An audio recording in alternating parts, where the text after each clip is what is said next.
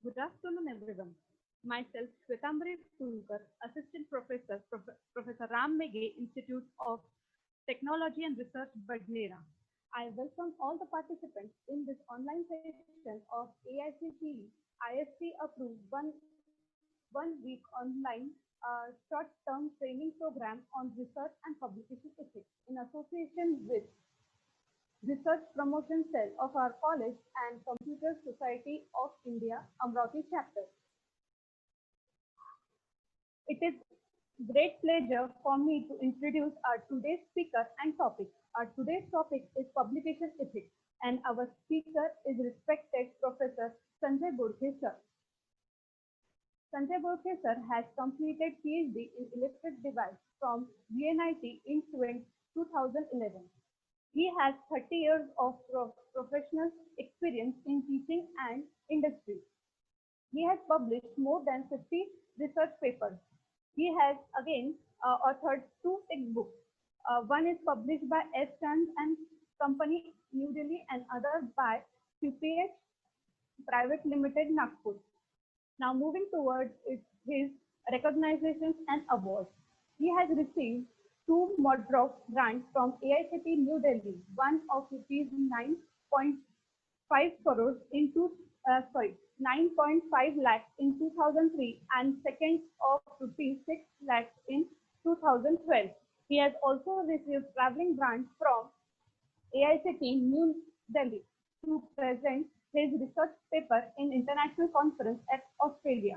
He has again offered consultancies to industries on electric machines. He has received a Best Teacher Award in 2006 from the Raisoni Group of Industries. He has received a Scholastic Award from research paper in IRNet International Conference. He is also appointed as an evaluator of NBA, New Delhi, and also visited many colleges outside Maharashtra. He has again appointed as an examination panel of MPSC. He has reviews of research papers in many journals, which include IEEE transactions also. He has honored as session chair in many national and international conferences, worked in many capacities like Dean Academic, Head of Department, Chairman Board of Studies, Member of Secretary in Internal Quality Assurance Cell, College of Library Committee, NG Coordinator, NAC Coordinator, and many more. He has guided 9 PhD scholars, from which we are awarded with PhD. He has taught more than 10 courses at PhD, PG, and UG level. He has established electric drive and project laboratories in the department. He has delivered more than 30 guest lectures in our institute, in other institutes. Recently, he has organized an international conference at Nagpur. Presently, he is working as a professor at electrical department at Sri Ramdev Baba College of Engineering and Management, Nagpur. Now, I request Sanjay Borkhe sir to please take a charge and start the session.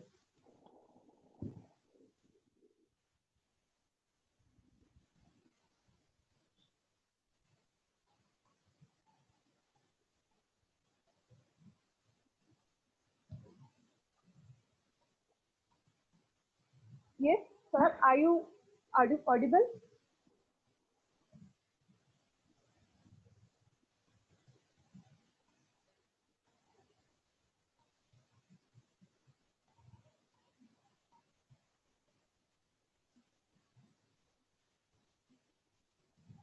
Yes, Borkhe sir.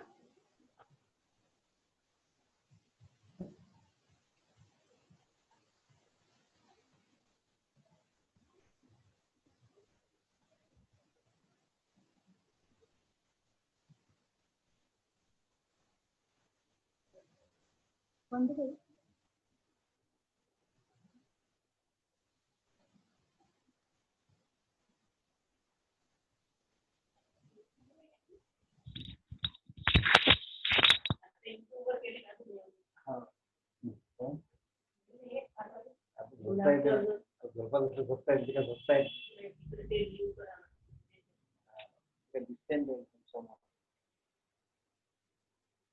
Lishing it. What are the days? The Japan can Okay. Anybody amongst the organizers am I audible and is my screen visible? Yes, sir. नहीं आ गया. Okay. Okay. So nice. Thank you so much. So here we begin. So at the outset, I would like to thank my friend Dr. Bamnote, the head of the Computer Science and Engineering Department, all the faculty members and the college, Professor Ram Meghe Institute of Technology and Research, Badnera, for giving me the opportunity to interact all the interested scholars like you. Friends, this is a nice workshop. You must have observed that since lockdown, so many webinars and online courses are going on. And I know that almost many amongst the students as well as the teachers, they have registered themselves for various webinars and various online technical courses of their interest. And by in fact, at least I know about my faculty of my department, each faculty member is having around 6 to 7 courses to their credit already completed. They keep on showing their certificates that we have completed it.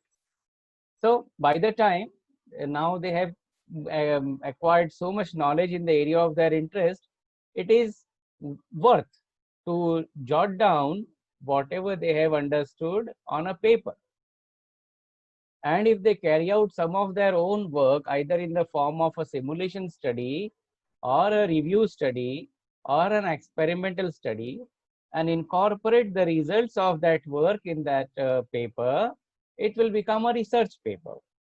So I think if people do that, then that will be the best utilization of this lockdown period for the scholars like you.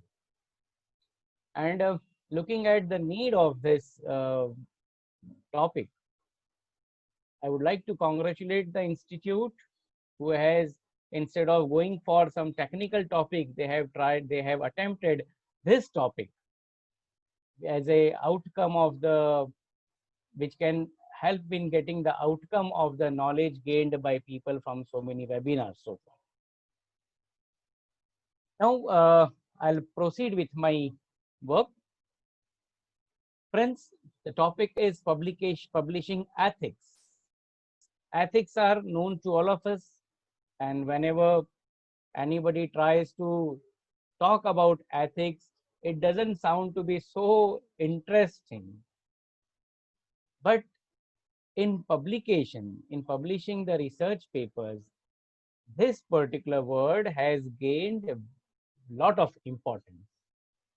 In today's lecture, we will see what are the reasons, what are the benefits that one should go for writing a paper, what care should be taken related with ethics while preparing the paper, and the most important component of ethics as far as an author is concerned, that is plagiarism. So I would like to discuss with you what are the methods of avoiding plagiarism. We'll take some examples and we will discuss and analyze them. So once again, good morning to all of you, and let's move ahead, friends. So this will be the contents of my presentation. We'll see the motivation, then the publication ethics, and what are the international bodies on publication ethics like COPE, WAME, IEEE. What is the meaning of authorship? What is the meaning of conflict of interest? What are the ethical obligations of an author? What are the publication ethics in general? Then we shall go to the second part of this lecture, that is, what is plagiarism? What are the IEEE levels of plagiarism? What do we understand by common words? What are the methods of avoiding plagiarism? Quoting, paraphrasing, summarizing. We will discuss typical examples, and we will see some softwares, which are the softwares which can be used to verify the extent of similarity, means plagiarism in the paper, right? Let's go ahead, friends. So first of all, motivation. what motivates us to write a paper? Whether you are a faculty member in an engineering institute, or whether you are a student of any level, say UG, PG, or PhD, or you are a professional working in industry. So research paper writing applies to all. People feel that this is typically only for academic people, not for industry. It's not like that, friends. You'll find many conferences, they are particularly only for the discussing the case studies of industry. Not only that, there must be many participants here from E branches like electronics, electrical, computers, and so on. So they must be knowing. May I request everybody to please switch off their microphone? So they must be knowing that IEEE, which is one of the topmost professional society related with E branches globally. So every society of IEEE, they publishes a magazine. They publish conference proceedings, they publish transactions, and they publish magazines. So these magazines are mainly focused at case studies from industry. So what I meant to say, paper writing can be done by anybody who is in a professional studies, like a student, like a faculty, as well as a industry person. Now, what motivates? Why should we write a paper? So let's see. Writing a paper helps you revise your own understandings, efforts for more insight and awareness of technological developments in the area. Friends, some of you must be teachers here in this group. They will agree with me that whenever we go to the classroom to teach students, learning takes place at both ends. Students definitely learn, but one more person is learning while teaching, that is the teacher himself. You try, all the students, you must have seen or experienced. When you teach your siblings, your younger brother and sister, you feel that you have gained a better understanding of that particular topic. Many times while teaching, we come to know that there was some aspect which we missed while self-study, and now it should be taken care of. So that is the advantage of teaching, that you revise your own understanding. There is one more way. Those who cannot go for teaching, there is another way of revising and rebrushing your concepts and understanding, that is writing it down on paper. And if it is done in a systematic way, that is called as research paper writing. That is first advantage. Second advantage is you get a recognition in scientific community. Then you get the citations which you get, they give you a satisfaction of accomplishment. If your paper is referred by somebody else and mentioned in his list of references in the paper, then that makes a great feeling to you. That's a satisfaction. Next one is, if your paper is in the public domain, then you may get some suggestions from people, and that may help you to improve your own work in future. Your contribution will help others to improve their work when they read your paper, and much more for those who get benefit of publishing papers in their career. For example, in teaching profession, definitely you get a benefit. So it is very helpful in promotion. So these are the key motivational factors, friends, why one should go for writing a paper. Now, let me come to the topic, today's topic directly, because I have only 1 hour time to discuss with you. That is publication ethics from author side. Now, publication ethics are not only for the author. Publication ethics are for author, publication ethics are for reviewers, publication ethics are for editors also, and the publication ethics are for the publishing company also. So publication ethics are there, different publication ethics are there for all of them. But in today's this lecture, because the audience is more from the author side, let us concentrate and focus our discussion for publication ethics as far as seen from the author side.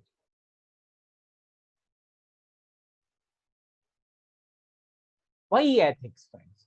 Now all these things have gained a lot of importance now since last 6-7 years. Earlier also it was there, but it was not that much spoken of. Now it has gained a lot of interest in importance. What is the reason? A vast majority of researchers are honest and dedicated professionals. Why? Because they neither manipulate the data, nor they plagiarize, nor they misuse the efforts of others for their vested interest. Because unethical practice in the scientific world is a crime, although you are not taken to jail, but professionals do understand that it's a crime and it damages the reputation not of only yours, but of the whole community. Now, although majority is honest, but there is a small fraction of researchers which commits this crime. And when a few people commit this crime, because it's an easy part to copy somebody's work and then publish it by your own name. So it's an easy approach. So it doesn't take much time for this easy approach to spread like a pandemic. And therefore, all scientific societies and publishers have become very, very vigilant now and have defined the scientific integrity as not engaging in any form of fraud or misconduct. And therefore, to safeguard the intellectual property of the original contributors, so ethical practice is very important. So this is the relevance of ethical practice in today's world. सबको मालूम है that the misuse of this particular thing is done. Now, there are certain international bodies on publication ethics. They are like societies only. To name a few, there is the first one is called as Committee on Publication Ethics. Shortly, it is abbreviated as COPE.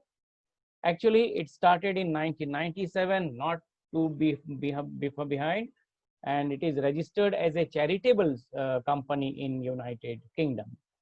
And it provides products and services, including advanced knowledge by way of seminars and workshops. And it also publishes some booklets and journals, or not journals, some booklets of there. So on, and they also take consultancy to suggest how to safeguard the integrity of scholarly record and what are the best practices to deal with ethical issues in journal publishing. So we are not the clients of this type of society. The publishers, they take the service of this type of society. Now, why I am telling you about this particular company, COPE? Because there are so many prestigious professional societies in the world who take service of this particular company. For example, if there are any participants from mechanical engineering or civil engineering in here, then they must be knowing about ASCE and ASME, that is American Society for Civil Engineering and American Society of Mechanical Engineering. So both these societies, they are the members of this committee and they follow the guidelines of this committee as far as ethics in publishing are concerned. Then there is one more society which is called as World Association of Medical Editors, WAME. This is particularly for medical field, started in 1995. So we are not much concerned with that. So we will not talk much about that. So you'll find that both of them, they got established very close to each other, 1997, not very old. तो इसका मतलब है कि उसके पहले बहुत ज्यादा ऐसा प्लेगरिज्म वाला काम नहीं होता था. It started somewhere over here. There is one more body which all E branches people will know, that is Institute of Electrical and Electronics Engineers. Now this society doesn't take any service of COPE or WAME. They have their own board for this particular purpose, and that board is named as Publication Services and Product Board. which provides the policies and guidelines related with ethical issues, and in its manual. This manual is published every year. It is available to download. Anybody can download it from there. So latest manual of 2020 is available. Now, all the three professionals, see these ethical societies which I have mentioned, they provide guidelines and actions in case of misconduct from the author side or from the publisher side or from the reviewer side or from the editorial team side for all aspects of research publication. And broadly, such guidelines are found in following respects, that is guidelines for authors, as I said, guidelines for reviewers, guidelines for the editors or associate editors or the whole editorial team, and the guidelines in case of appeal or the complaint. If your work is copied by somebody else and you are not given the credit, he has tried to publish your work as his own work, then you can definitely file a complaint. So what should be done in such cases? So all the guidelines are provided by these bodies, that is COPE and WAME and IEEE also. Now, let us go ahead for some basic definitions. I won't say definitions, understandings. What is the meaning of author? Author or authorship or co-authorship, it is a well-defined word by the professional societies. As per IEEE, all the individuals can be called as author if they follow or if they fulfill all of the following requirements, which I'll be showing you now. One is they should have had made significant contribution in the paper by way of their work, either theoretical contribution or analytical contribution or simulation wise or experimental contribution anyway, but they should have had some contribution. Then they should have had contribution in either drafting the paper or at least reviving the paper. And the third, they should have had approved the final version of the paper before its publication. So if these three requirements are fulfilled by the individual, all three, then only those individuals can be called as authors. अब आप बोलेंगे sir इसमें इतना बड़ा क्या है, ये तो होता ही है ऐसा, लेकिन ऐसा नहीं है. You will find that today there are many papers which have multiple authors, 5, 6, 4 ऐसे authors रहते हैं. You'll agree with me, how many people must have really worked in it and how many of them must be there only for namesake. So that is, they are the facts into today's situation. That's why such precise definitions have come into picture. And if there are individuals जिसको आपको include करना है paper में किसी तरह से, लेकिन उन्होंने यदि ये तीनों काम नहीं किए हैं, इन तीनों तरीके से उनका कंट्रीब्यूशन नहीं है आपके पेपर में, लेकिन आप उनका नाम इंक्लूड करना चाहते हैं, may be he must be your boss, senior colleague और अ फ्रेंड और anybody. So there is another provision which can be made. You put his or her name in the acknowledgement part of the paper. Say, we are deeply thankful or extremely thankful to so and so person for his so and so support and so. But don't put his or her name in the author's list. Now, if the article has multiple authors, friends, then these multiple authors can be divided into two categories. One is called as corresponding author, and all other authors are called as co-authors. Corresponding author is normally written the first in the list, and he is normally that person who has done the work and who communicates with the publisher and fulfills all the requirements, 3 requirements which were presented in the previous slide.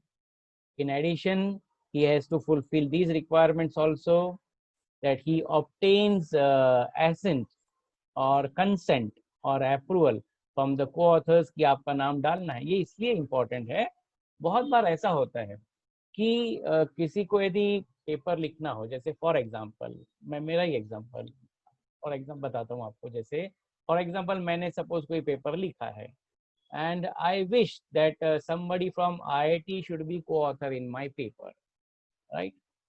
So that the weight of my paper improves. And I know someone at IIT, ठीक है, दूर दूर से मेरी पहचान है और उनको बगैर पूछे मैं उनका नाम यदि डाल देता हूँ, so that is unethical, and those things have happened, and that's why such conditions have come into picture, that you have to take the consent from co-authors. So the corresponding author is responsible for all these things. Secondly, because he's corresponding author, he knows about the status of the paper after publication, whether it is in review process or whether it is at editor's desk, where what is happening to it. So he should keep apprised his all co-authors and inform them about the status. So that is the meaning of author. Now there is one more word which is called as conflict of interest, and those who have submitted papers to reputed journals, they must have signed this particular certificate also. The copyright form is to be signed and a conflict of interest certificate is to be signed. Now what is the meaning of conflict of interest? As per IEEE, the conflict of interest has this definition.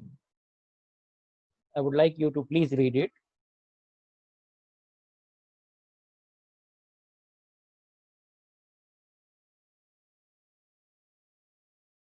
As per IEEE, a conflict of interest is defined as a situation or a transaction or a decision or a relationship of publisher staff with author that could materially affect the individual's professional, personal, or financial concerns.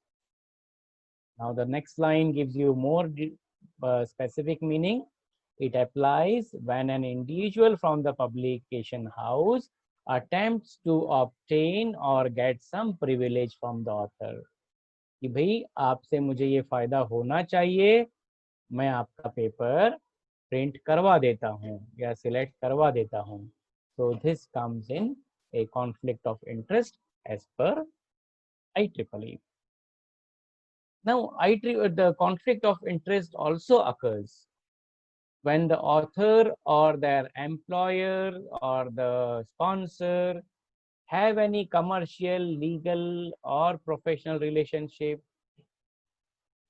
such that with somebody, with some other organization, such that they have a stake in the subject of the manuscript and could influence the research. I mean to say, suppose your work is financially sponsored by somebody, or there is some organization or the persons from your own organization which have interest in the findings of your research.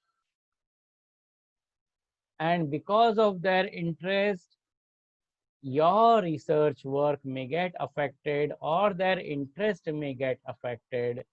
So that is called as conflict of interest. So a certificate related with this is expected from the research, from the publishers when your paper gets selected. Normally, it is better to avoid any conflict of interest because otherwise it shows a bias to your paper. यदि आपका paper यदि select हो गया और publish करवाना है तो it is better कि उसमें कोई कॉन्फ्लिक्ट ऑफ इंटरेस्ट नहीं रहेगा, ऐसा होना चाहिए. ऐसे वो पब्लिशर आपसे लिखवा लेते हैं ताकि they are not in trouble, so that somebody else claims कि इसमें तो हमारा ऐसा इंटरेस्ट था, इसको पैसा तो हमने लगाया था, ये तो हमारी पर्सनल प्रॉपर्टी थी या हमारा सीक्रेट था इसमें कुछ. So there should not be anything like that. That is called as conflict of interest.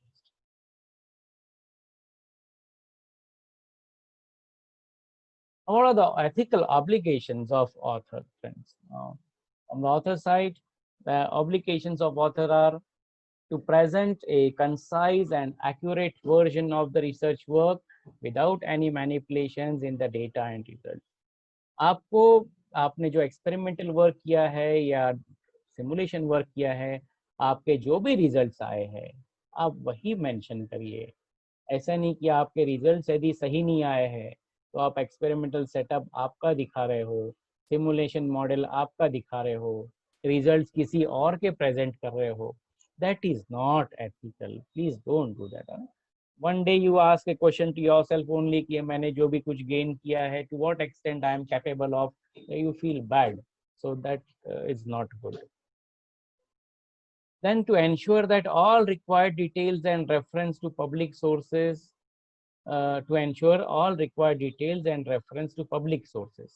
so that the readers could repeat the work or verify its accuracy. बहुत important है ये। कैसे? मान लो you are a researcher, either a student or a research scholar, और आप first part of the research work is to what literature survey, है ना। Suppose आपने कुछ पेपर्स आइडेंटिफाई कर लिए, some good papers, 3-4 papers, base papers what we call, and your professor, your guide, your supervisor asks you to reproduce the results of that particular paper. लेकिन problem कैसा हुआ कि उस पेपर में सारी जानकारी नहीं है भी तो गलत जानकारी है, and when you try to reproduce the same results you are never able to get them. So that is unethical. Whatever you write in your paper, ऐसा सोच के लिखिए आप पेपर लिखते वक्त कि आप ये पेपर किसके लिए लिख रहे हैं, आपके स्टूडेंट के लिए लिख रहे हैं या आपके छोटे जो भाई बहन है उनके लिए लिख रहे हैं। क्यों? क्योंकि कल वो इसको रिप्रोड्यूस करने वाले, आपने जो काम किया है उनको आपका पेपर पढ़ के करते आना चाहिए। So that comes in ethical obligation of the authors. So that is.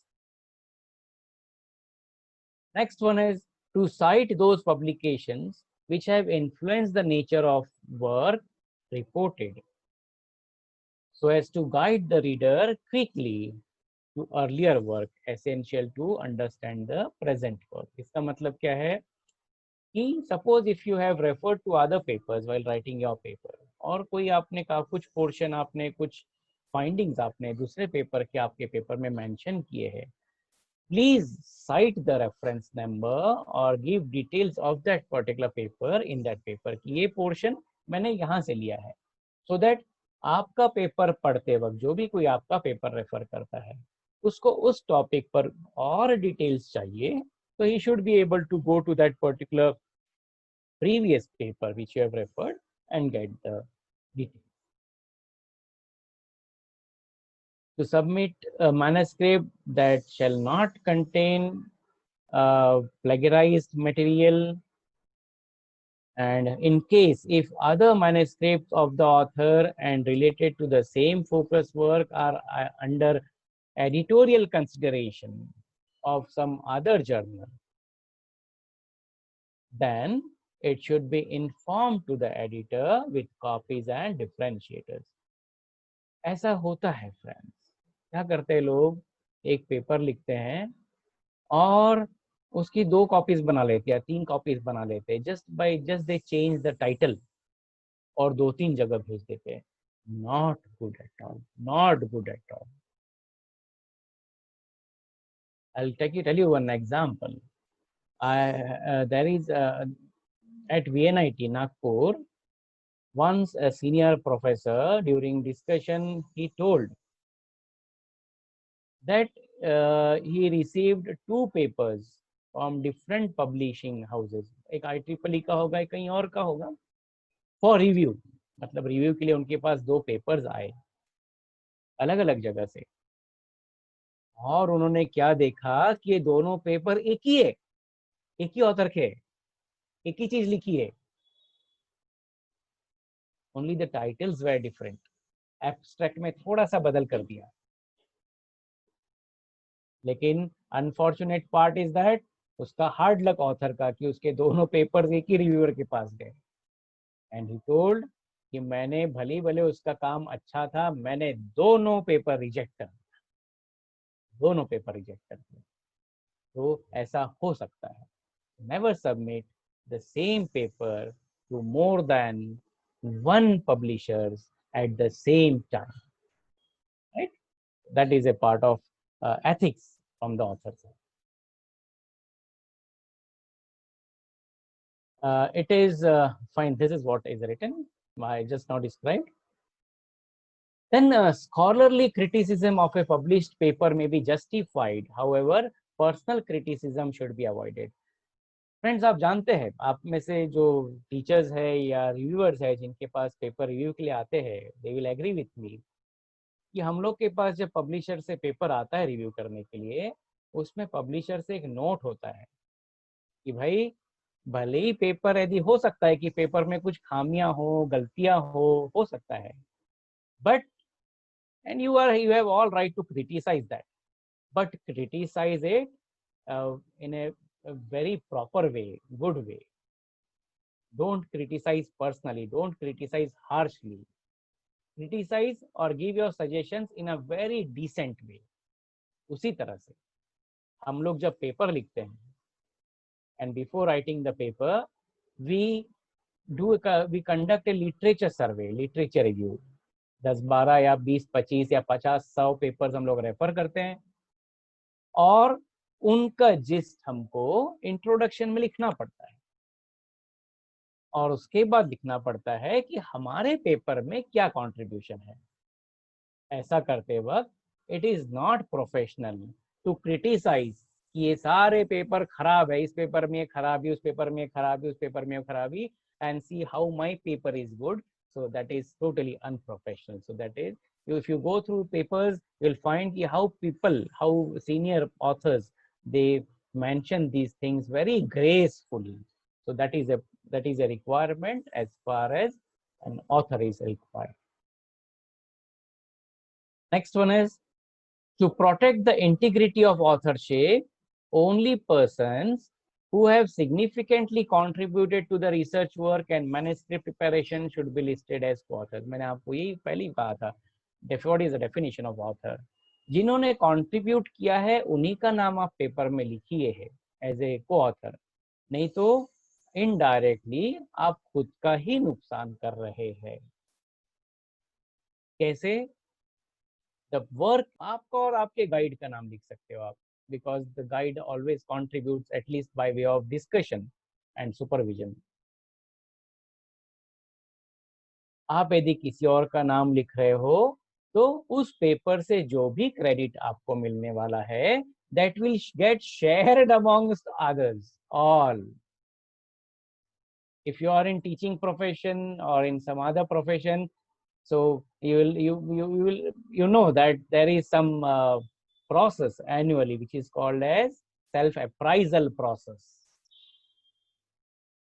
In that self-appraisal process, you have to mention whether you are the first author, main author, and how many co-authors were there. And as per the formula given by your university or UGC, the credit which should go to you because you are the main contributor, वो आपको अकेले को ना मिलके सारों को divide हो जाता है। तो इनडायरेक्टली आप अपना नुकसान कर रहे हैं। यदि उनका नाम डालना है तो एक्नॉलेजमेंट में डालिए, don't put it their name as co-author. Deceased persons who meet the criteria for co-authorship can also be included with the footnote reporting the date of death. यदि कोई co-author जो अभी इस दुनिया में नहीं है, is expired, but when he was there, he did contribute to your work, he did have a discussion with you or whatever he contributed. So even after his death, you can include his name as a co-author, but with a footnote that he expired on so and so date. And to avoid submitting manuscript with commercial intent to avoid submitting the manuscript with commercial interest, reveal to the editor the potential conflict of interest if any. यदि आपके paper से कुछ commercial फायदा होने वाला है या किसी और का इंटरेस्ट उसमें छुपा हुआ है, so please convey this to the editor. Now what are the publication ethics in general? अब मैं इसको फास्ट लूंगा क्योंकि इसमें से कुछ portion I have already discussed. First is primary contributor should be the first author. आप जानते हो, एक मैं आपको एक छोटा सा एग्जांपल बताता हूँ। One of our PhD candidate, not mine, I know him, a very good work he did, very good work, and based on his work he filed a patent application. His guide was from a senior good college, very reputed government college. He's still there. And when they filed application, patent application, तो आप जानते हो काम बेचारे इसका अकेले का, लेकिन उसमें 6-7 लोगों के नाम थे एज इन्वेंटर्स। सबसे पहला नाम गाइड का, उसके बाद काफी लोगों के नाम जिनके साथ गाइड अपने अच्छे रिलेशंस बनाने चाहते हैं फ्यूचर में, और सबसे आखिरी नाम था इस original contributor. By God's grace patent got granted, patent मिल गया। और जानते हो क्या हुआ? इन्वेंटर्स बोल के उस पेटेंट सर्टिफिकेट में पहले 6 लोगों का नाम प्रिंटेड था, और जो ओरिजिनल कंट्रीब्यूटर है, एक्चुअल कंट्रीब्यूटर, उसका नाम प्रिंटेड नहीं था। उसकी जगह क्या लिखा था? And others, and others. जब हमने उनको उसको कॉन्ग्रेचुलेट किया कि congratulations you are granted a patent, हाँ सर बोले थँक यू सो मच, लेकिन तेवढा आनंद नाही झाला म्हणे सर जेवढा व्हायला पाहिजे होता। मग ते तुम्हाला आधी कळायला पाहिजे होतं। So primary contributor should always be a first. Later he then appealed, and then he requested them to mention the names of all the authors. I don't know what has happened. All the inventors, I don't know what happened. Co-authors should be selected in the order of magnitude of contribution. It is unethical to be a co-author of a paper without making any contribution, I just said. And plagiarism of all sort is totally unethical, including self plagiarism. मतलब ये बहुत बार होता है। आपको एक example बताता हूँ। We just had a conference, PEDEPS 2020 and 2019, sorry, and we were checking plagiarism also. One of the paper had around more than 40% similarity index, मतलब 40% से ज्यादा प्लेगरिज्म था। पेपर रिजेक्ट हो गया।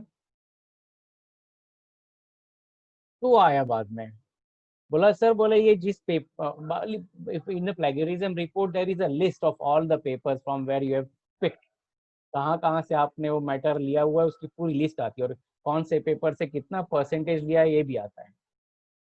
तो ही केम एंड ही सेड कि sir देखिए ये 40% प्लेगरिज्म में से 32-33% तो जहां से शो कर रहा है वो मेरा ही खुद का पेपर है, पुराना वाला जो 1-2 साल पहले पब्लिश हो चुका था। That is called as self plagiarism. Once your paper is published and it is available in public domain, then it no longer remains your paper. It becomes a public paper. And if you want to include the content from that paper in your present paper, you have to cite that paper like any other paper. Otherwise, it is called as self plagiarism. मैंने कहा ठीक है, कोई problem नहीं होता है, लेकिन आपने अपने उस पेपर का नाम इसमें मेंशन किया है क्या? नहीं, क्यों नहीं किया? So that was the mistake which he committed. It comes in self plagiarism, or it is also called as double plagiarism. Friends, would you please switch off your microphone? Then false citation. Information, I told you that the data or the information should not be wrong, should be attributed to a source from where you have actually taken. ऐसे बहुत बार होता है कि आपको कोई topic, कोई paper पढ़ते वक्त some portion when you read, you want to get some more information on it, and fortunately you find that the author has mentioned this number of the reference number of the paper, from where he has taken that particular finding. आपको बहुत खुशी होती है और फिर आप वो वाला पेपर ढूंढ के निकालते हैं और ढूंढ के निकालने के बाद आप उसको पढ़ते हैं और पढ़ने के बाद आपको ध्यान में आता है कि अरे इसमें से तो कुछ भी नहीं लिया है इस पेपर में. That is very wrong, that is unethical. हर चीज का पोलिसिंग नहीं हो सकता. So that is not good. And the false data, as I said before, that is all, that also comes under plagiarism, right?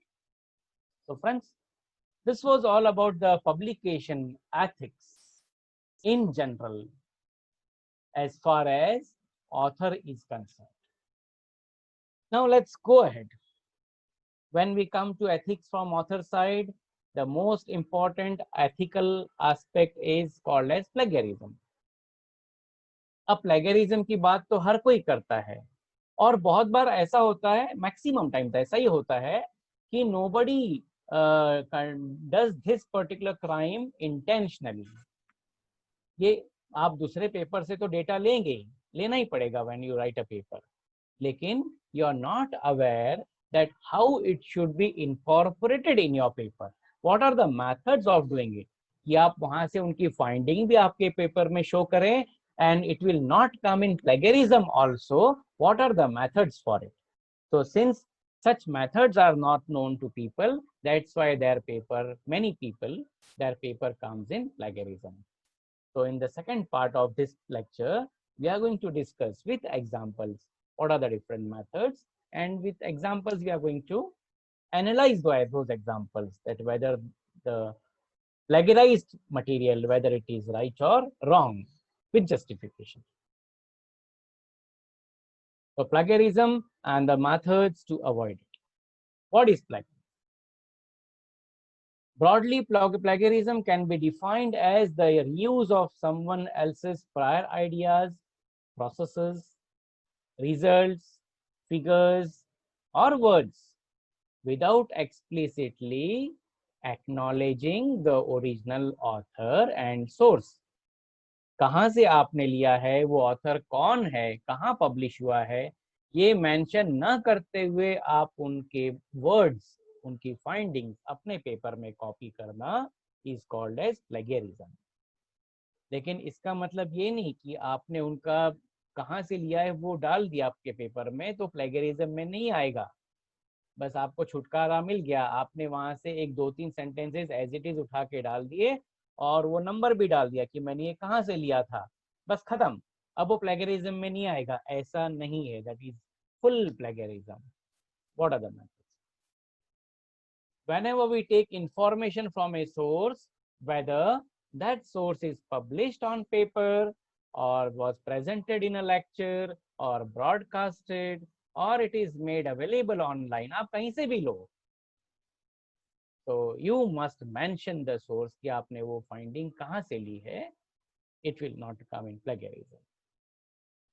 As I said just now, friends, self plagiarism, अपने ही पुराने paper में से material content लेना without mentioning it is called as double plagiarism or self plagiarism. That is not. आपको अभी example भी दिया 40% वाला, पेपर रिजेक्ट हो गया बेचारे का. अब बताओ आप, एक ही गलती की उन्होंने, उनका जो मैटर उन्होंने कॉपी किया था वो भी उनका खुद का ही वर्क था, but it came under self plagiarism. Now friends, all the in the beginning I have introduced some society, some committees or international committees on plagiarism, on ethics to you, that is COPE, WAME, IEEE. Now all these committees as well as all publishers also, they have their own criteria for sorting out the plagiarism. और plagiarism को उन्होंने अलग अलग levels में categorise किया है और हर category पर क्या एक्शन लेना चाहिए ये भी उन्होंने डिफाइन किया हुआ है. If you are interested, you may go through that particular those documents. They are available on the website of respective publishers. There are so many publishers, हर एक की वेबसाइट पे आपको मिल जाएगा. You can find. As a case, as an example, I have tried to cover here what IEEE says. IEEE defines 5 levels of plagiarism. Level 1, 2, 3, 4. Level 1. If whole of your paper or more than 50% of your paper is copied by somebody else, that comes in level 1 plagiarism. In such cases, that particular author is debarred from that particular journal. Even he may be debarred from the society, the group of that particular committee. An official note is published against him कि इसने ऐसा ऐसा किया, or he is asked to submit an apology to the original contributors जिनका material उसने copy किया as it is more than 50% and didn't mention. मैं आपको मेरा ही एग्जांपल बताता हूँ. बहुत पहले, बहुत नहीं, there is one paper which I presented in one conference at China long back. और वो प्रेजेंटेशन के करीब 3-4 साल के बाद one day my PhD student came to me, क्योंकि उसका टॉपिक मेरे खुद के वर्क के टॉपिक से एक्सटेंडेड था, वो लिटरेचर सर्वे करती रहती थी. He came to me and said कि सर देखिए लेटेस्ट पेपर है, बोले जर्नल का पेपर है, तो ये पेपर बोले आपके पेपर जैसा दिख रहा है लेकिन इसमें आपका नाम तो नहीं है. फिर उसने she found out my original paper also which I published in IEEE conference at China. तो you my friends, उसमें सिर्फ टाइटल बदल गया था, ऑथर्स के नाम बदल गए थे, बाकी सब कुछ वैसा का वैसा ही था. हाँ, resolution of the diagrams was too bad because those who had copied the paper, उन्होंने मेरे डायग्राम्स को वो पेंट में लेकर बाद में उसको रिप्रोड्यूस किया था. Resolution was absolutely bad and जहां जहां मेरी गलतियां थी जो मुझे ही मालूम थी, वो सारी गलतियां उसमें भी थी. And his paper was published in journal whereas my paper was published in conference. बाद में हमने फाइंड आउट किया this paper was authored by some MTech students along with their professor guide in some engineering college in South India. अब उस बच्चे का MTech भी हो गया होगा और जिस जर्नल में वो पब्लिश हुआ था बाद में वो जर्नल भी बंद हो गया, because such type of journals, you know, they have now come up like grown up like that, yeah, grown up like anything. हर जगह आपको जर्नल्स दिखाई देंगे. They will ask you to pay 2,500, 3,000 rupees and they will promise you कि हम आपका paper एक हफ्ते में पब्लिश कर देंगे. So these are those journals. Don't fall in prey to that. Let me tell you one thing.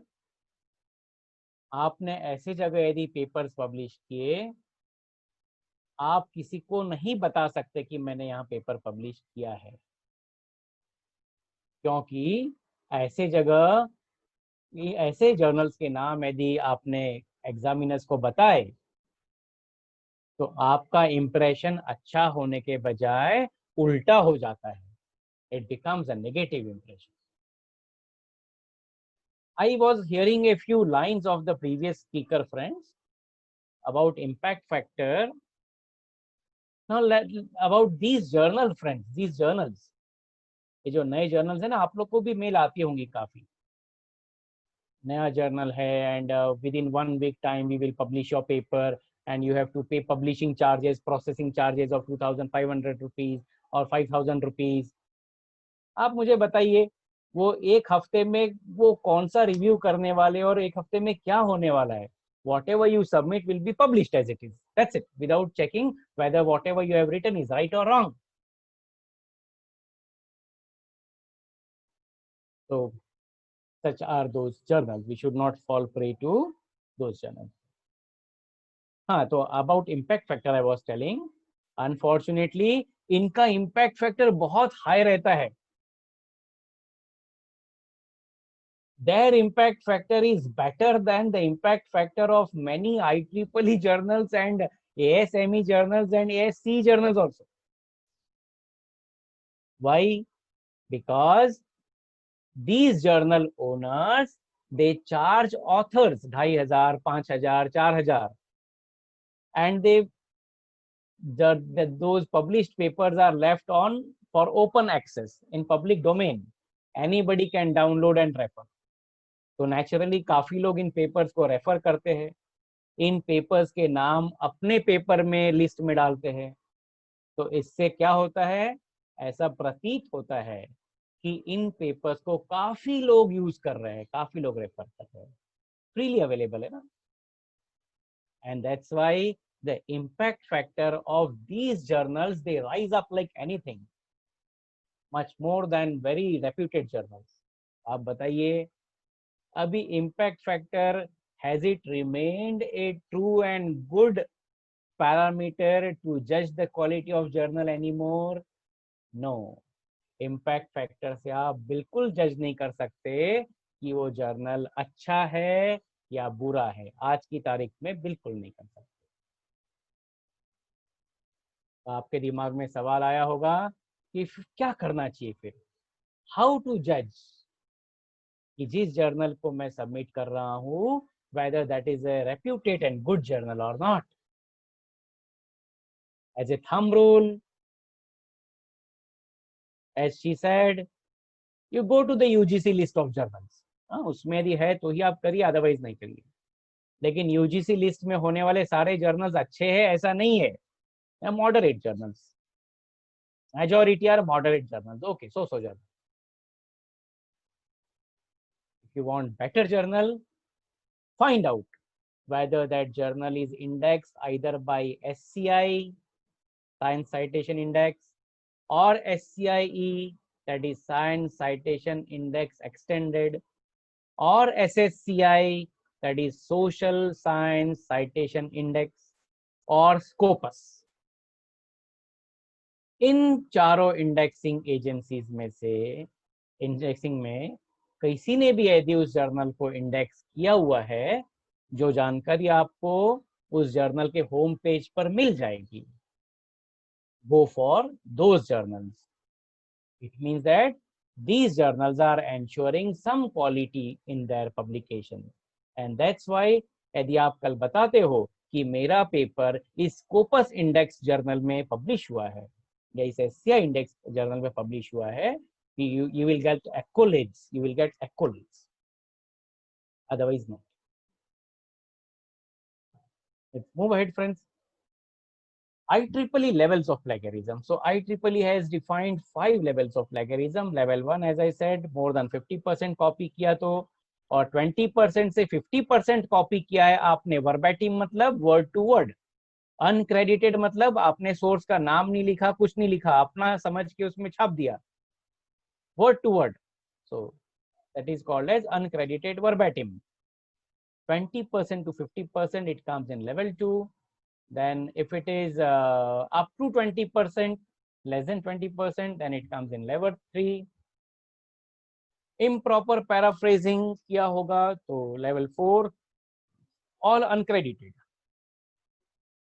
means you did not mention the name of the source from where you have taken. Last one is credited verbatim. मतलब देखिए बहुत सारे लोग इसमें आते हैं, आपने दूसरी तरफ से कॉपी किया है लेकिन आप ऑनेस्ट है, आपने उसका नाम मेंशन करने की कोशिश की है, नाम या नंबर जो भी है, कि मैंने ये पोर्शन कहाँ से लिया है, लेकिन आपको कैसे वहां से मटेरियल यहाँ पे आपके पेपर में लेना चाहिए ये मालूम नहीं था, इसलिए आपने एज इट इज ले लिया. Your intention was not bad, but you are not knowing the method of doing it. That comes in level 5. And for each type, each level of plagiarism, certain corrective actions or penal actions are decided by the publishers. अब इसमें एक there is a term, friends, where now we are going into the details of how plagiarism can be avoided. Please be attentive. All those who intend to write a paper either in near future or later, this will be very useful to them. You may ask me questions later on if you have any doubt. Now friends, almost all the journals, they allow some extent of plagiarism. मतलब काफी journals बोलते हैं कि हमको 10% तक plagiarism चलेगा, कुछ journals बोलते हैं हमको 15-20% तक plagiarism चलेगा, and so on. इसका मतलब क्या है? Why this is allowed? Because of this word called as common knowledge. Now there are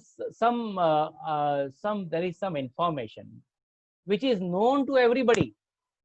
वो कहीं किसी पेपर से लेने की जरूरत नहीं है, होगा भी किसी पेपर में, हमने नहीं लिया, लेकिन आपकी जो प्लेगरिज्म चेक करने वाली जो सॉफ्टवेयर है वो तो ढूंढ लेगा ना कि वहां से लिया है करके, आपने नहीं लिया था.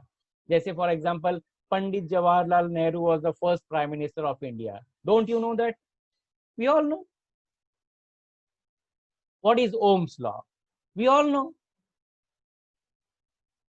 किसी पेपर में शायद वो डिफाइन भी किया हुआ होगा या मेंशन भी किया होगा, लेकिन हमको वहां से लेने की जरूरत नहीं. तो such information is called as common knowledge and that doesn't come in plagiarism. So जो आपको परमिट किया रहता है कि इतना % प्लेगरिज्म चलेगा, वो इस तरह के कॉमन नॉलेज के लिए परमिट किया जाता है. Information shared by cultural or national group, okay, the same thing I have mentioned. So this is called what is called as common knowledge. Plagiarism. Plagiarism, as I said, friends, many times it is unintentional. Often it occurs not because the author is trying to cheat, but because he is unaware how to incorporate the words and ideas of others in a proper way. And that's what we are going to target today. Methods of avoiding plagiarism. Several, fine, some students are raising hands, some participants. I will request them to keep your questions. You may write them in the chat box. After this, my whole presentation is over, then we will go to the for that. Several options exist for incorporating the words and ideas of others into your own work. As per MIT, that is Massachusetts Institute of Technology, USA, they are these. The first method is quote directly. Means put quotation marks around the words which you have taken from other paper. First method. Second method, you paraphrase. Means you rewrite in your own words, keeping the same meaning same. That is called as paraphrasing. And last one, which is mostly used in all our engineering and technology papers, is summarizing. Means you read a big content and try from others' paper and try to summarize it in a very few words. That is called as summarizing. We'll discuss these three with typical examples one by one so that you get a better understanding of these three methods. Let's come to the first method, quoting. What is the meaning of quoting? When the words of an expert, authority, or individual are particularly expressive, or the words will create impact, then they can be quoted. However, quoting all the time is not a good practice.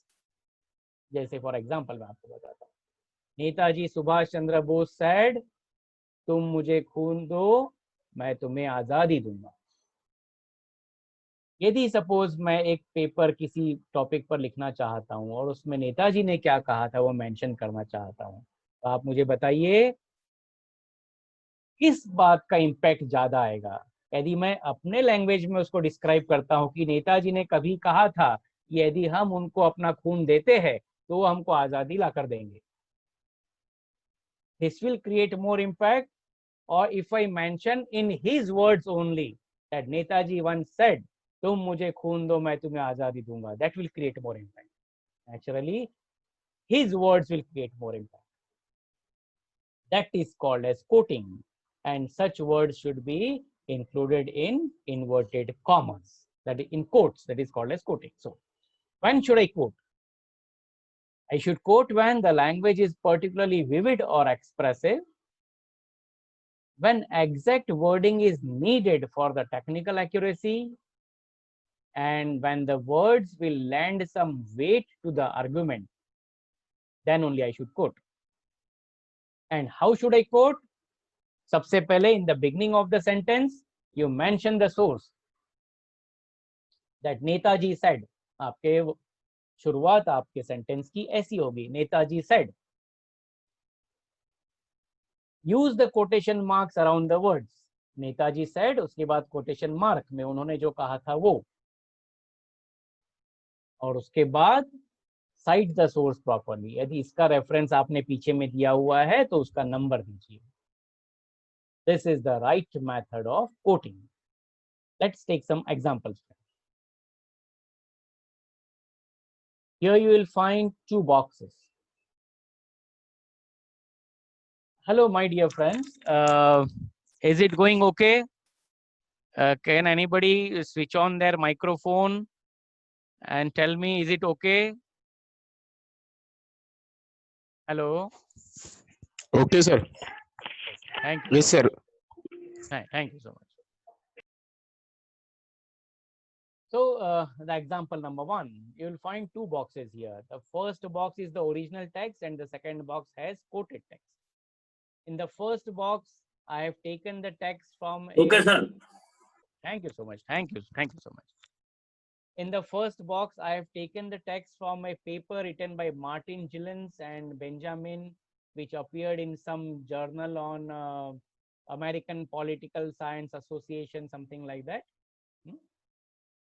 And the material which was taken is multivariate analysis indicates that economic elites and organized groups representing business interests have substantial independent impacts on US government policy, while average citizens and mass-based interest groups have little or no influence. So people with only business interest, they have the impact of government policies, others do not have. ऐसा उसका मतलब है. Now this appeared in 2014 और उसके बाद 2020 में किसी ने दूसरा पेपर लिखा, ओमर वासो, he wrote this paper, और इस paper Political Science Review journal, and in this paper he has taken matter from this paper. और उन्होंने कैसा लिखा है देखिए आप, देखिए. Looking at the effect of United States government policy, इस तरह से शुरुआत की, और शुरुआत की फ्रेज में उन्होंने क्या लिखा है, Gillens and Page. Who are Gillens and Page? They are the authors of this work. Gillens and Page in 2014 find, बाद में inverted commas में उन्होंने word to word वही लिख दिया जो यहाँ लिखा हुआ है, mass based interest groups and average citizens find little or no influence. And this is page number. So this is one example of quoting. Let's take the second example.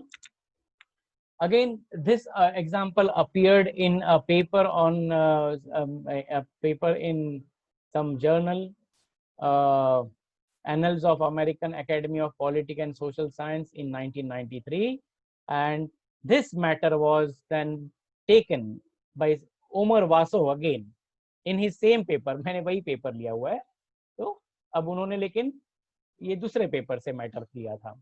देखिए किस तरह से लिया है. If we flip the question of need around social movements, if we flip the question of need around social movements, often make good copy for the media. They provide drama, conflict, and action, colorful copy, and photo opportunities. कैसे लिखा उन्होंने देखिए. Gamson and Walsfield in 1993 note. Who are Gamson and Walsfield? They are the authors of this paper. Inverted commas में social movements often make good copy of the media. Words थोड़े आगे पीछे करने से वो बदल जाता, ऐसा नहीं है. That comes in plagiarism if you don't put inverted commas. You'll find that almost it is same. They provide drama, conflict, and action, same to same, up to opportunity. If you take it in this way, it will not come in plagiarism. Last example on quoting, friends. ये दोनों example American conditions के थे. एक example हम अपने Indian situation का ले लेते हैं, आप प्लीज पढ़िए, लेकिन इसमें I have nothing to do with any political party or anything, just for supporting the method of quoting I have taken it.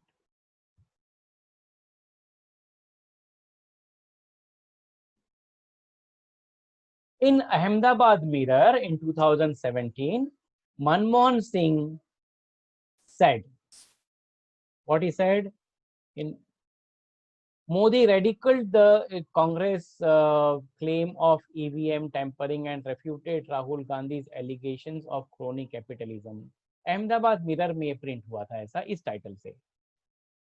In an unusual step, he took the names of Adani, Ambani, Nirma, Zaidas, Lalbhai and Sarabhai and even certain newspaper proprietors to say that whatever he was doing did not in any way benefit these rich people, but only to the poor of the country. ये किसने बोला? मोदी ने बोला. और कौन से paper में आया था? अहमदाबाद मिरर में इस तारीख के पेपर में आया था. अब देखिए, इसको किसी और ने, somebody, some Asima Sinha and Andrew White, in their research paper titled The Spectral Presence of Business in India's 2019 Elections, published in journal named as Studies in Indian Politics. इसमें उन्होंने कैसा लिखा हुआ है देखिए. For example, Modi was observed at a relatively small meeting in Ahmedabad in December 2017 as follows. उसके बाद उन्होंने वर्ड टू वर्ड वहां जो प्रिंट हुआ as it is word to word यहां तक वही लिख दिया. And Ahmedabad mirror 2017. So these are the examples of quoting. Now let's analyze why the quotings in above examples are correct. What are the reasons? Number one, you will agree with me. Number one, the writer has introduced the quotation with own words. He has named the source in the introductory phase. Sentence के शुरुआत में ही उन्होंने author के नाम लिख दिए या कहाँ पे आया था वो नाम लिख दिया. And he has indicated where the exact words of the source begin and end by using quotation marks. तो ऐसे तीन चीजें हमको ध्यान रखनी है while quoting. इंट्रोडक्टरी फेज में कहाँ से आपने लिया वो ऑथर्स के नाम, उसके बाद इन्वर्टेड कॉमर्स में आपने जो वर्ड्स टू वर्ड्स लिए हुए वो, और उसके बाद आपके रेफरेंस लिस्ट में जहां भी इसका मेंशन होगा उस रेफरेंस का number. So this is the right way of quoting. Now let's go to the one closing remark for quoting, friends. आपने देखा होगा that the examples which I took were not from engineering and technology background, because it is very difficult to use this method of plagiarism in engineering and technology papers. This method is normally adopted when the papers are from social science background or political science background or management background. So in spite of trying my best, I couldn't find any example in engineering and technology papers. Let's go to paraphrasing, friends. Paraphrasing means the second method. It means taking the words of another source and restating them using your own vocabulary. अपने खुद के words में लिखना. In this way, we can keep the meaning of the original text but do not copy the exact wording. How to paraphrase? Now there are methods of paraphrasing. अपने words में लिखना है. तो methods है. Use synonyms for the words which are not generic. Change the structure of sentence. Change the voice of the sentence to active, say passive, or passive to active. Change clause to phrases or phrases to clause. अब ये सारा का सारा करने की जरूरत नहीं. We all have studied English grammar in our school days. But I agree that we don't remember much. Why? Because English literature is not our subject. We are technical people. But by this way, we can go through them. और इसमें से जो भी method apply हो सकती है, either changing the structure of sentence or changing the voice or changing the clause, that we can adopt. or change the parts of speech. Example, friends, I would again, for your interest, I have taken the example from Indian context only. I would like you people to please read this. This Economic Times में आया था 2019. Again, nothing to do with the political parties. I found them appropriate, fitting as an example to my content topic. I took it. Congress President Rahul Gandhi has disputed the notion that he is anti-business, calling it an absurd idea. He, however, told ET, means Economic Times, in an interview that he has a problem with crony capitalism of the kind he claimed was followed in awarding the offset contract in the Rafale deal. Then in inverted commas, he said what he word to word, I want to be very clear, there are large number of Indian corporates who India should be absolutely proud of and protect. You can't build a modern nation without corporates, so it's an absurd idea that Rahul Gandhi doesn't like corporates. It's crazy. तो ऐसा सब economic times में मई 2014 में 4 तारीख को print publish हुआ था. अब आप देखिए, असीम सिन्हा एंड एंड्रयू वेट, इन्होंने एक 2019 में पेपर लिखा, 19 में लिखा, बट मे बी लेटर, या. And the name of the paper was Spectral Presence of Business in India's 2019 Elections. How they mentioned, see, this is paraphrasing. यहाँ पे आपको inverted commas नहीं मिलेंगे, कुछ नहीं मिलेंगे. Rahul Gandhi and Congress began to allege that the Rafale contract was an example of crony capitalism. He met with new entrepreneurs in lower profile meetings and gave a well-publicized interview in early May 2019, in which he explained that business was essential for the nation and he was singling out a mere handful of wrongdoers. कहाँ पे appear हुआ वो लिखा है इसके बाद, the economic times 2019. The point to emphasize is that Gandhi attacked crony capitalism and not business more generally. अब जहां से इन्होंने लिया है, the same idea is reproduced here, same information is reproduced, but the total wordings have changed. Now this was an example from non-technical. अब कुछ examples हम हमारे technical field के लेते हैं. Let's see. Now friends, in technical field, हमारे engineering and technology papers में, even this type of paraphrasing is not normally done.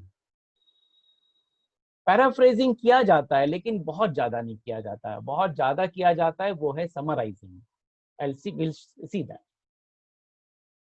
Now in the earlier example, why the paraphrasing was correct? Because the writer did not copy the original words nor the structure, except the common words like crony, interview, contract, ये तो common words है. And next, the writer has ensured the meaning of the original passage and the writer has mentioned the source कि कहाँ से वो लिया था in his text. That's why that phrasing is correct and it won't come in plagiarism. अब technical example देखिए. All technical people, I would like to read this, please. Let me tell you briefly. This is about a type of inverter which is called as head source inverter.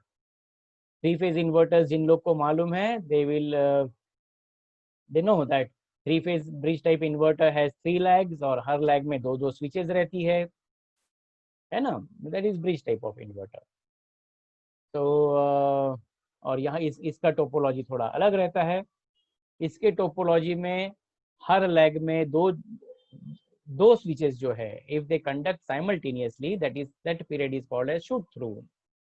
Such type of period is not permitted in our conventional bridge type of inverter. जो shoot through period के बारे में वो बोल रहे हैं. Just see, friends. I would like to your attention. See, the Mr. Gajar Nayake, Luo, Bui, So and Seo, they have mentioned this. They have published this paper in IEEE transaction on power electronics, which was published in 2010. क्या लिखा है उन्होंने? Higher current stress is resulted. Please note this word current stress from the peak current that appears during shoot through. Selecting a suitable modulation method that would distribute the shoot through current among the three arms of a inverter bridge can prevent this. But switching loss will be a concern. मतलब shoot through period के वक्त आपका current stress भी ज्यादा हो सकता है, switching loss भी ज्यादा हो सकता है, ऐसा उनको बताना है. Then some information this author has provided by way of this graph also. See, on the x-axis in this diagram there is shoot through duty cycle. shoot through का it indicates कि कितने समय तक shoot through है रहेगा. And on the y-axis they have taken voltage gain. और the curve shows that जैसे जैसे shoot through period बढ़ते जाता है, voltage gain भी बढ़ता जाता है. And on this side they have taken voltage gain on x-axis and y-axis पर क्या लिया है? voltage stress. देखिए इस डायग्राम के इन कर्व से क्या समझ में आता है? As voltage gain increases, your voltage stress also increases. So we can conclude from these two graphs that with rise in shoot through, your voltage stress also increases. अब collectively एक conclude करते हैं that with rise in shoot through, your current stress increases. यहाँ से आपका voltage stress increases और आपके switching loss भी बढ़ जाते हैं. This is what the collective idea is. Now see, this information has been paraphrased by somebody else after a few years. Some authors named as Zhao, Shi, Wang, Zia in their paper which is selected for publication in IEEE Transaction on Power Electronics 2018 में. पुराना paper कब publish हुआ था? 2010 में, 8 साल के बाद. और इन्होंने उसी पेपर से कुछ इंफॉर्मेशन यहाँ रिप्रोड्यूस करने की कोशिश की है. Just see how they have mentioned things. See, please. However, in practical application, the upper limit of the duty cycle during shoot through vector, voltage vector, should be set according to particular specifications of the components applied in the drive system and the desired performance of the drive system. Because, अब यहाँ से देखिए, because with increase of DSH मतलब shoot through period, voltage and current stress of the switches will be larger and the efficiency and stability will deteriorate. Efficiency will deteriorate means losses will be more. और बाद में उन्होंने लिखा है reference number 28 जहां से उन्होंने ये information ली है. And which is that reference number 28? It is the same one which I have shown before. This is reference number 28. So this is a beautiful example of paraphrasing, friends, in technical papers. So in engineering and technology papers, usually the material taken from referred papers, they include data, expressions, statistics, diagrams, and therefore do not need much paraphrasing.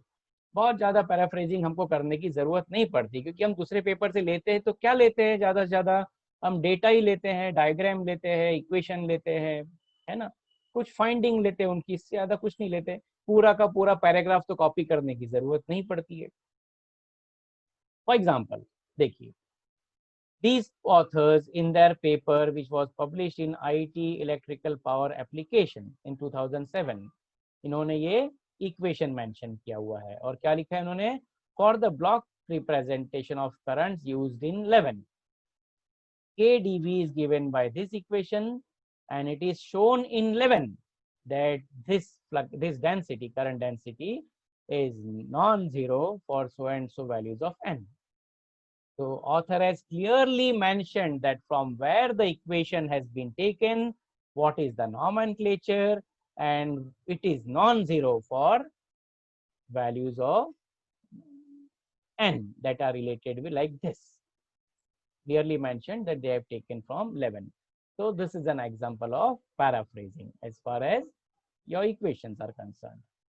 take one more example of last example of paraphrasing, friends. These authors in their paper, which is published in Canadian Journal of Electrical and Computer Engineering in 2014, see how they state: if the resistance and leakage inductance of the stator are negligible, the output power of the electrical machine is calculated so and so. This expression where पूरा nomenclature दिया है कि हर symbol का मतलब क्या है. And finally what they mentioned in a square bracket, they have mentioned the number of the paper from where they have taken this, and that paper in that order has been mentioned in the list of references. This is a method of paraphrasing. यही words में उस paper में लिखा हुआ नहीं था, वहां से उन्होंने इक्वेशन उठाया और उसके बारे में फिर अपने words में लिखा. So that is a very good method, example of paraphrasing. Now friends, last method of avoiding plagiarism is summarizing. Please see. This is the most popular method of avoiding plagiarism in our engineering and technology papers. Please. A summary is a synthesis of key ideas restated in your own words. Whenever we summarize, we must be careful not to copy the exact wording of the original source. Summarize करना है. Summary का मतलब तो सबको मालूम है. Same is summarizing. So how do I summarize? A good summary will identify the writer of the original text. A good summary synthesizes the writer's key ideas and it presents the information neutrally. Examples लेते हैं. See, this is a paper which appeared in Canadian Journal of Electrical and Computer Engineering somewhere in winter 2014. Please, I'll request all of you to please read, friends.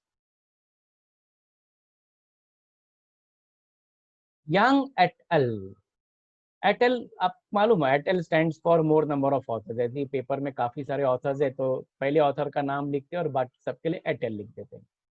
Young et al in reference number 27 in the list presented an optimal design of an AFPM machine, that is axial flux permanent magnet machine, using sensitivity analysis and a magnetic circuit model. The preliminary motor shapes were obtained by optimizing the cost function. Finite element analysis was performed on the electromagnetic, thermal, and dynamic characteristics. And the considered objectives include the output torque, efficiency, and torque density. Now, after reading these 4 sentences, what do you conclude? कि इन authors ने ये paper पूरा पढ़ा और इस paper में क्या है, क्या प्रेजेंट किया वो फर्स्ट सेंटेंस में लिखा. उन्होंने क्या ऑब्टेन किया, by using which methodology. What was the methodology? By optimising the cost function, और दूसरी मैथोडोलॉजी थी by applying finite element analysis. और उस पेपर में उन्होंने क्या पाया? The considered objectives include the output torque, efficiency, and torque density. इसका उन्होंने analysis किया. So this is a beautiful summary of the whole paper.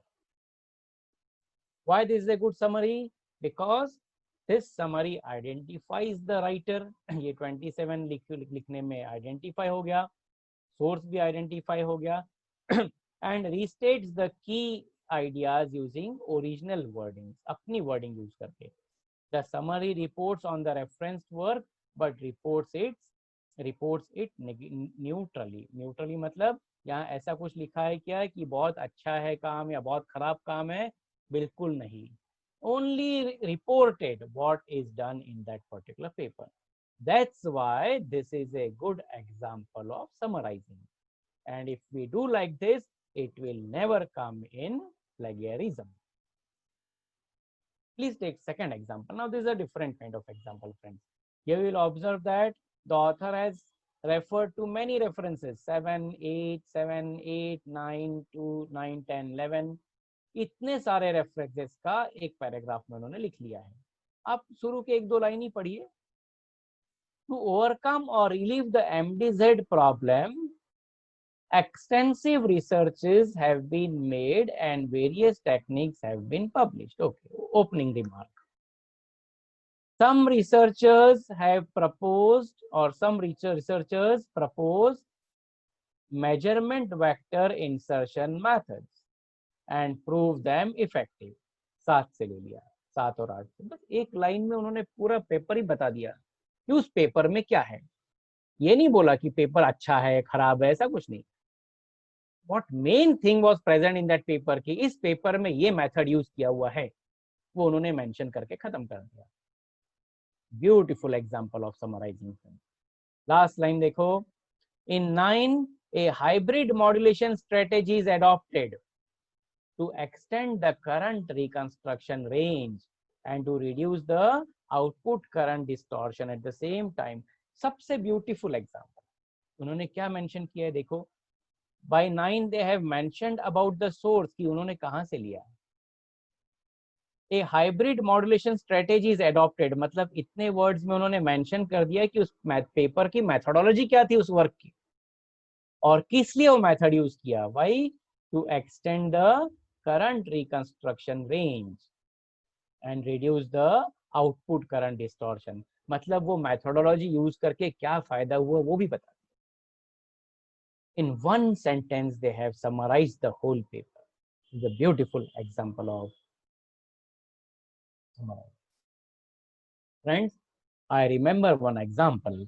My HOD in previous college, a very senior professor from a national level government institute, he once said कि एक बार बहुत पुरानी बात है, just एक थोड़ा सा मोनोटोनी हटाने के लिए मैं आपको एग्जांपल बता रहा हूँ. उन्होंने डिपार्टमेंट में बोले अब करीब 25-30-35 साल पुरानी बात है. He said, I was head of the department and department में काफी फैकल्टी मेंबर्स PhD कर रहे थे और हमारे जो डायरेक्टर थे उन्होंने सभी डिपार्टमेंट्स को कहा कि आपके जितने भी फैकल्टी मेंबर्स PhD कर रहे हैं, ask all of them to write a summary of their work on a single page and send it to us for record purpose.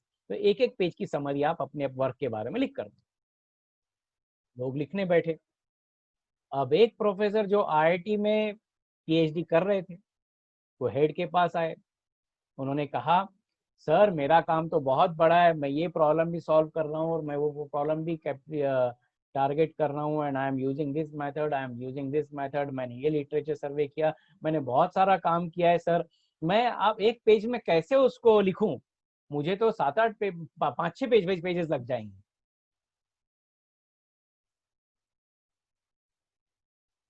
The head replied,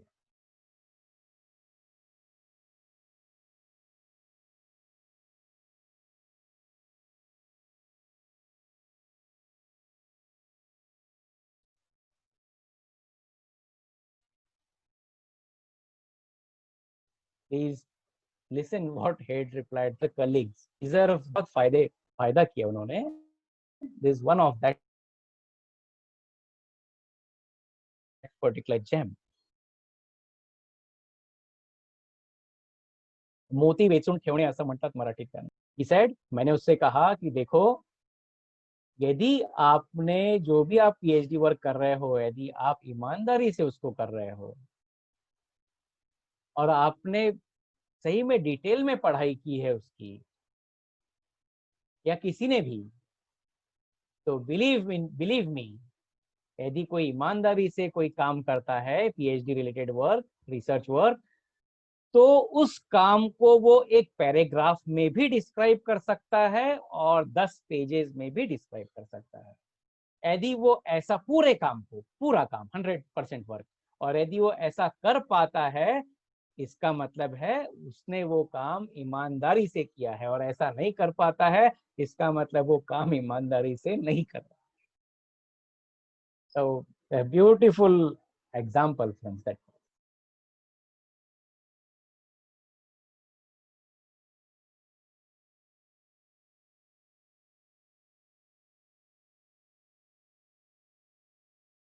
Summarizing here is just like that. You have seen the examples in one line or two lines or 3-4 lines. That is the beauty of summarizing. And this is the method of avoiding plagiarism, which is very popularly used in engineering and technology field. Right?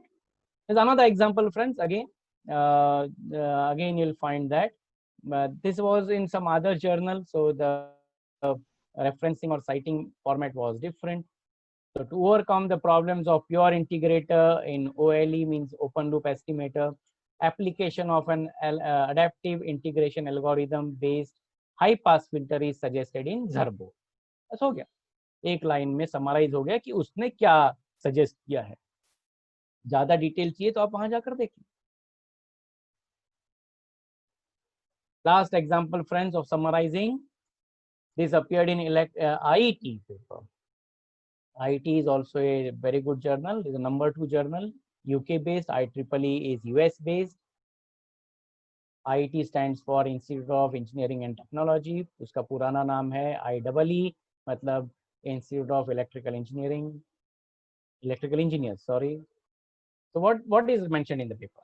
More recently, detailed modeling of an n-phase induction machine, including higher spatial harmonics, has been reported in 19, whereas specific cases of a 5-phase induction machine has been investigated in detail in 20 and 21. Beautiful examples of summary. So why these are good summaries? Because the one-line summaries, they identify the original source, कि कहाँ से लिया हुआ है, synthesizes the key idea of the work in very short. And a short summary like this might appear in the literature review of the research paper, in which the student gathers together the findings or opinions of scholars on the given subject. Last, friends, when you come to plagiarism and when you have taken all efforts and you want to see कि अब मेरा plagiarism कितना % आ रहा है. There are some very good softwares available and which are used by all reputed journals globally. Like IEEE, they use Authenticate software. Many publishers, they use Turnitin software.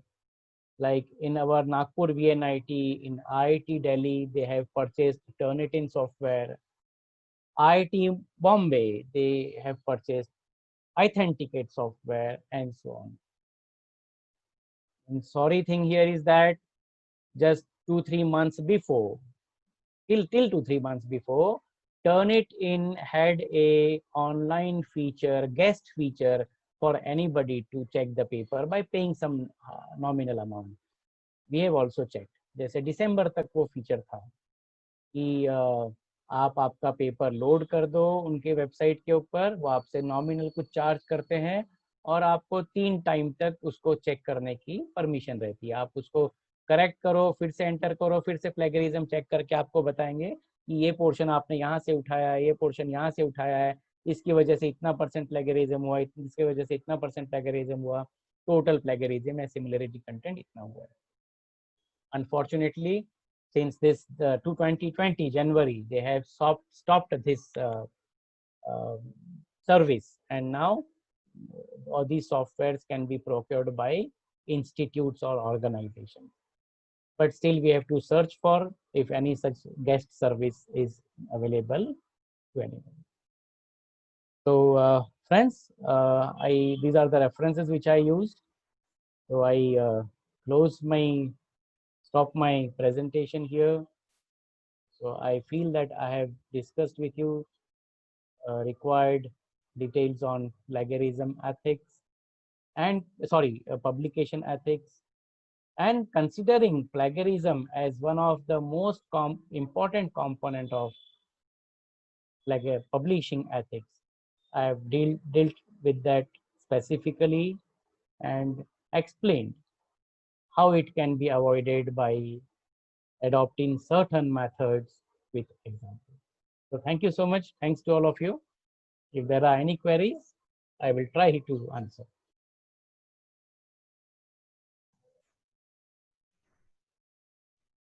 Yeah, so If there are any queries.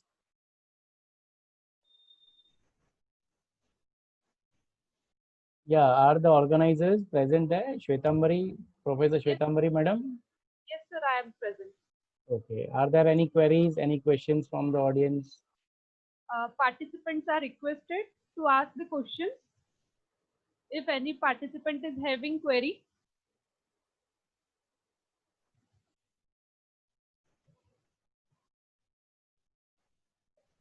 Uh, I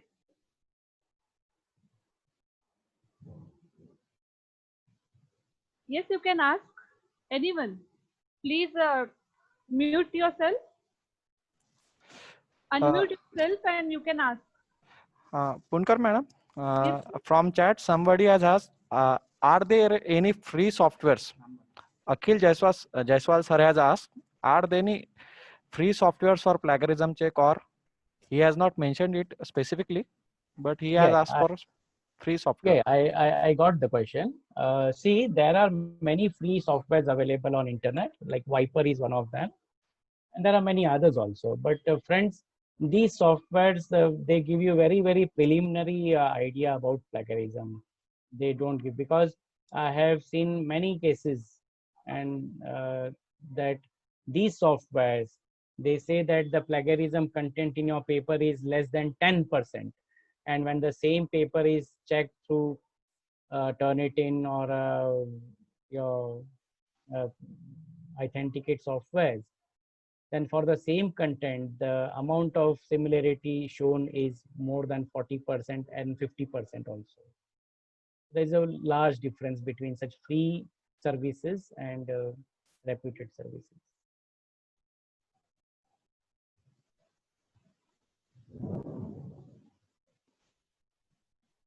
It's better you establish a some repo or some have some contacts in good institutes, big institutes, which are having their own licensed software, and with professors of that institute. You can even collaborate with them. You can discuss on the topic of your on which you are writing the paper with the person in that institute. Collaborate with him means discuss on the topic, tell him that you're writing a paper like this. If he has any suggestions, you can incorporate those suggestions. And you can, if possible, you can mention his name also as a co-author in your paper. He's from a reputed institute and is contributing by way of reviewing your paper or discussing with you. So you can mention his name. And when you mention his name as a co-author along with you, your paper also gets a good impact, good weight it gets. And then you can request him to get your paper checked for plagiarism using the software which is available in his institute. Is one way.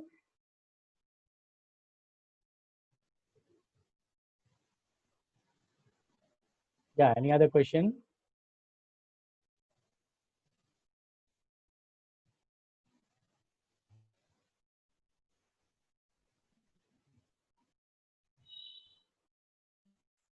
Yeah, any other question? Any participants? I think I've taken more time of yours. It appears that all are tired now. Mhm.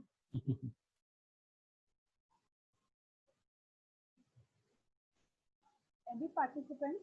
Yeah, one there was one question asked to the previous speaker about the paid journal by somebody, some Shamli Chopade madam, whether paid journals are counted or not. And the answer was also given by that speaker, and that was the right answer. I would like to say something more on it. Friends, the concept that paid journals are bad is the concept itself is wrong. Because today you will find even IEEE societies.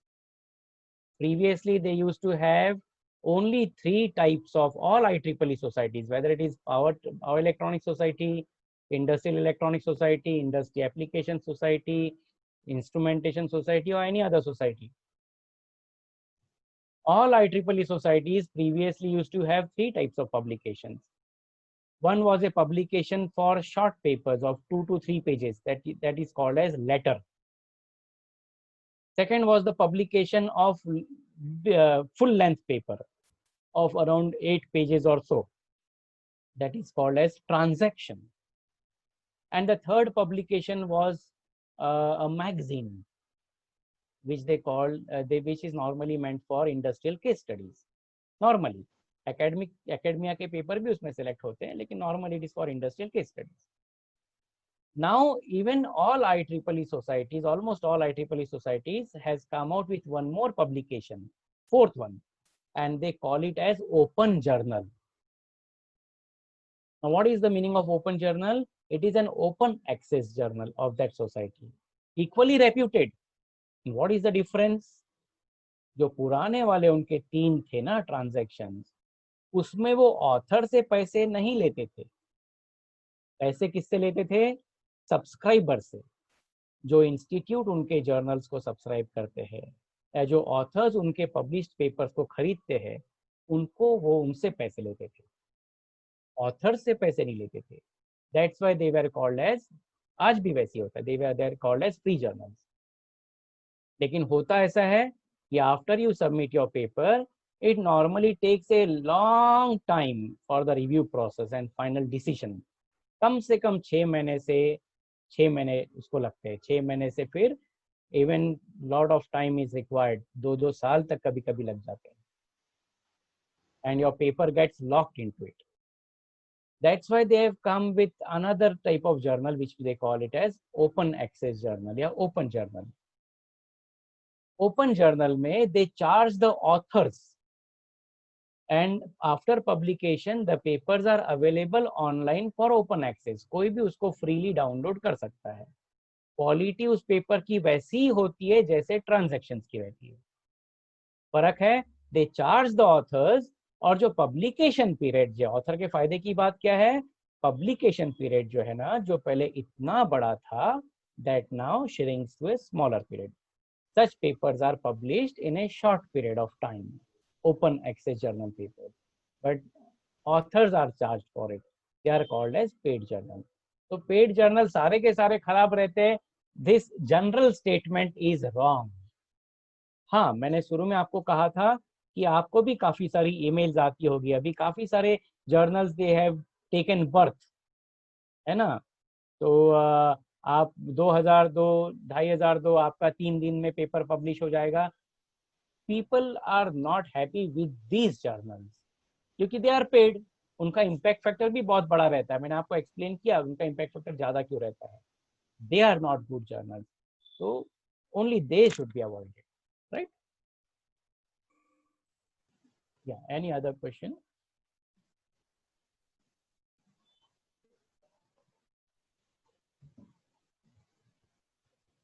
How to search for free publication for paper free publication? So आप एक काम करिए, आप Google के ऊपर ऐसे type कीजिए keywords, Scopus indexed journals, list of Scopus index journals. तो आपको ऑथेंटिक एक लिस्ट आ जाएगी, उसमें हजारों जर्नल्स रहेंगे which are indexed by Scopus. या फिर ऐसे ही टाइप कीजिए SCI इंडेक्स जर्नल्स और SCI ई इंडेक्स जर्नल्स, आपको वैसी लिस्ट मिल जाएगी. From that list you sort out which are the journals of your interest, और उन जर्नल्स की वेबसाइट पे जाके आप चेक कीजिए कि उनका फ्री वर्जन है या पेड वर्जन है, what is the publication time. Today all the publishers they mention the publication time also, कि हम लोग 6 महीने में प्रिंट कर देते हैं या 3 महीने में प्रिंट कर देते हैं, so they mention that also. So you have to do some work on that and then you get the name of the journal. Okay, sir. Hello, sir. Yeah. Hello. There is Hello. Yeah, sir, please ask. hello. Yeah, you are audible. Please ask. Sir, there is one question from our YouTube live stream. Dr. Sharad Maur sir has asked, can you elaborate on figure plagiarism? Okay. So see,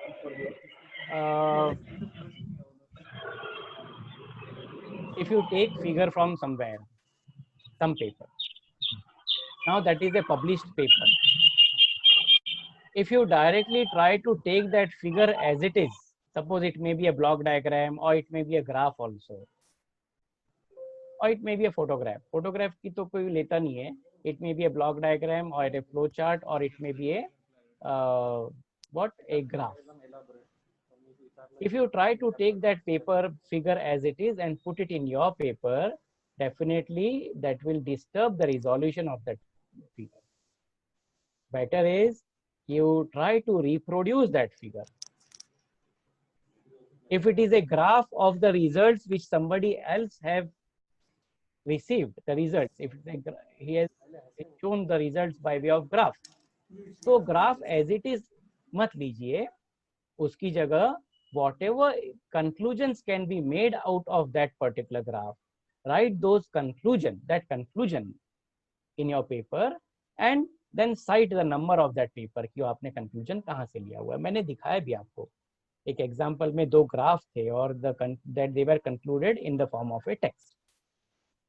आप यदि block diagram ले रहे हैं तो आप directly block diagram वहां से मत लीजिए, आप अपना खुद का ब्लॉक डायग्राम या फ्लो चार्ट बनाइए. Resolution will also be good and slight difference will be visible in both of them. और आप उसको फिर ये भी करिए, उसको कहाँ से आपने वो आइडिया लिए है वो मेंशन भी करिए. So it should not come in plagiarism if it is done this way. I hope I have answered.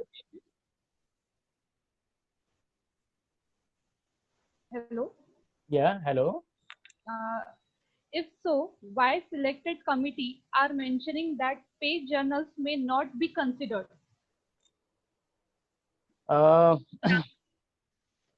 Yeah, very answer. Your question is very correct. See, I would like to I won't be able to answer officially because members on the committee are people like you and me only, and nobody in this world has full information of everything. That's why people ask. Now, how to handle these questions? तो आप जब वो सवाल पूछते हैं तो आप वहां उनको इंडेक्सिंग के बारे में बताइए कि my paper is published in a journal which is indexed by this agency. Payment के बारे में आप मत बताइए. यदि पूछते तो या they have taken, it is a free journal but they have taken some processing fees. और यदि आपका जब पेपर यदि कोई SCI इंडेक्स जर्नल में हुआ है तो आपने इतना ही बता दिया कि मेरा पेपर SCI इंडेक्स जर्नल में हुआ है. For example IEEE access is a SCI index journal and it is paid journal, लेकिन उनकी fees is in lakhs of rupees when it comes to Indian rupees. Anyhow, everybody knows that. लेकिन आप जैसे ही बोलेंगे कि IEEE एक्सेस में हुआ है तो आगे वाला वो सवाल नहीं पूछेगा आपको. He realizes although they are paid journals but they maintain the quality of their papers. ऐसा नहीं कि पैसे मिल रहा है इसलिए कुछ भी उठाकर छाप लिया, ऐसा वो नहीं करते. ठीक है. So you, as I suggested, you go by indexing. You will be able to convince the committee that way more better. Any questions from participant side? Any other question?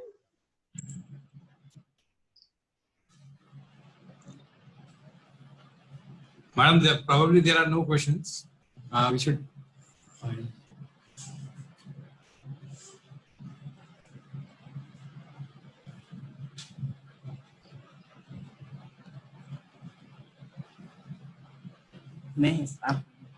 Okay, madam, you go ahead. It was really a very informative session. Professor Bodke sir.